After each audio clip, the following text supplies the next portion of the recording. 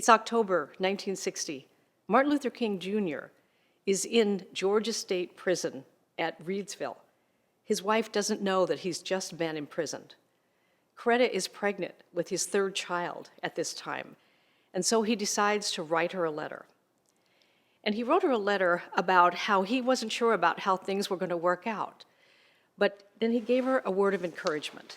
And this is what he says to her. He says, "I have faith to believe that this excessive suffering that is now coming to our family will in some little way serve to make Atlanta a better city, Georgia a better state, and America a better country. Just how this can happen, I do not know yet, but I have faith to believe it will. If I am correct, then our suffering is not in vain." And he wrote that to his pregnant wife as he's in a prison cell. We all have difficulty in our life, and when you're dealing with adversity, you often have absolutely no way to know how it's all going to work out. But what Martin Luther King is saying, we can still, in the face of not knowing how it's going to work out, we can have faith that it will work out. You know, I had the privilege over about a decade of work to do work with Martin Luther King's children as we created a project with the Gandhi grandchildren that we worked through the UN to produce for the whole world about a season for nonviolence, a season of operating with the mindset that Gandhi worked with the mindset that Martin Luther King Jr. worked with. See, the mindset that I believe it's going to work out one way or another because there's a power in me and there's a power in the universe that's greater than this adversity. It doesn't mean the adversity isn't difficult. The adversity that you face or facing today, have faced or will face, can seem overwhelming, can seem staggering at times.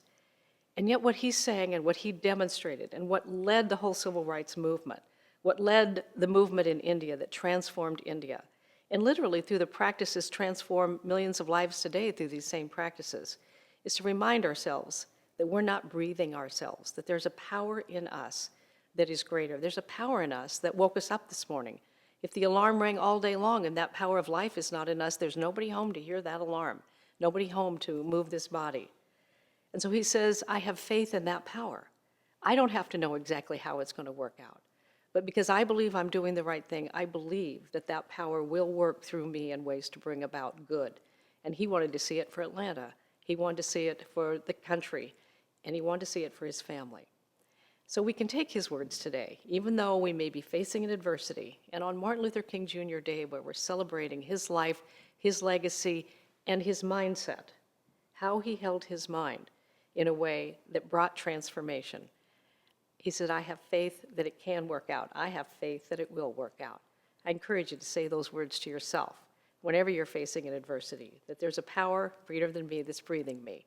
And that power knows more than I know. And working with that power, I believe, whatever it is, will work out. So what's happening in your life? What's something that you're facing right now or have faced? You weren't sure how it was going to work out.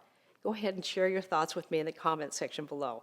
I'd love to hear from you. I think it's a very important day for us to share with one another, encourage with each other, especially at this time in our country and our world. If you've enjoyed this video, share it, go ahead. Think about the letters we can write of encouragement and faith to others who might be going through a difficult time right now. Share your messages here. And if you haven't subscribed to this YouTube channel, I hope you'll do that. Feel a hug from me on this Martin Luther King Jr. Day. Thanks for watching. I'll see you real soon. Bye for now.